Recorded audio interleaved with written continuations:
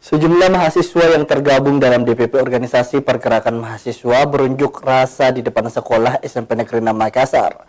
Massa menuntut Kepala Sekolah SMP Negeri 6 Makassar dicopot lantaran tidak transparan dalam pengumuman PPDB online.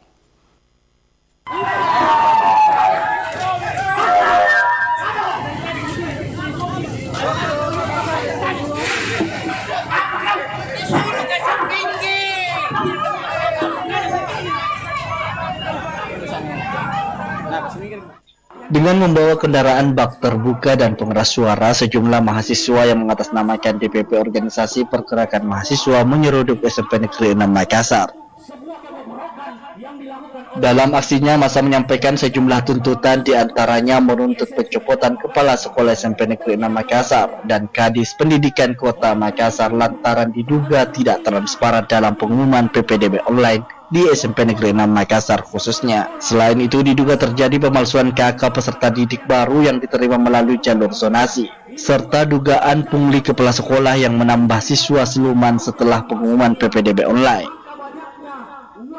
Pertama, diduga tidak transparansi dalam pengumuman PPDB online. Yang kedua, diduga penerimaan jalur zonasi 70%, kurang lebih 205 siswa, diduga menggunakan kata palsu. Kemudian yang ketiga, Kepala Sekolah SMP Negeri 6 Makassar diduga menerima siswa siluman tambahan sesudah pengumuman PPDB online sebanyak 72 orang. Adapun yang diterima itu orang-orang tertentu, bahkan diduga sumbangannya bervariasi. Padahal sesuai dengan Permendikbud 75 2016, pungutan sumbangan itu tidak bisa dilakukan sebelum ada pertemuan orang tua siswa di dalam forum rapat komite sekolah SMP Negeri 6 Makassar. Sehingga kalau ada pembayaran atau pungutan dari 72 siswa tambahan yang diterima itu adalah pungli. Dalam aksi tersebut sempat diwarnai ketegangan antara oknum guru dengan mahasiswa. Beruntung ketegangan bisa mereda.